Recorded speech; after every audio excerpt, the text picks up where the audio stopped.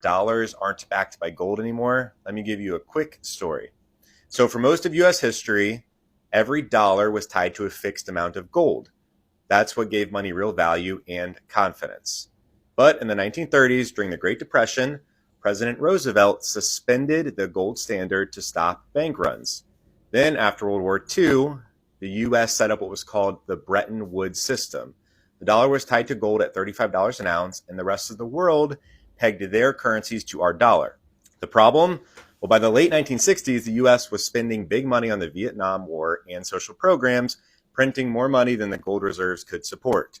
Other countries started demanding gold for their dollar, and our reserves were draining fast. We used to be able to take gold and exchange it through the Federal Reserve for cash until 1971, when President Nixon was in office. He took the dollar off the gold standard. And so the cool thing about gold is that there's only a limited amount of gold in the world, right? That means that there's like something to base money off of. Well, since he took money off of the gold standard, ever since then, the US dollar has been a fiat currency, which means that the government has complete control over our currency and what it's worth, because you can print an endless supply of money now. Unlike A lot of people don't know this. Right.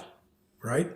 1930s, we devalued the dollar by 40% overnight. Overnight, on an executive order from FDR. What he did was make it illegal to own gold in America. And so he bought the gold in America at $20 an ounce.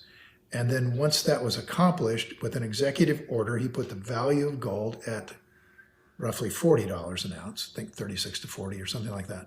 So he basically doubled the exchange rate on gold. And then the European nations, which were concerned as tensions were growing in Europe in the 30s, took US dollars in exchange for their gold. Okay? So we go through World War II, world gives us a world reserve currency under the Bretton Woods Agreement, and we start printing dollars.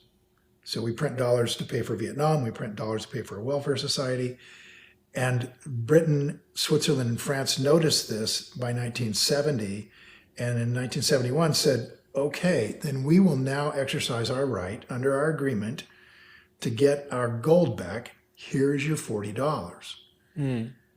And we didn't have enough gold to cover that for them and everybody else who would do the same thing.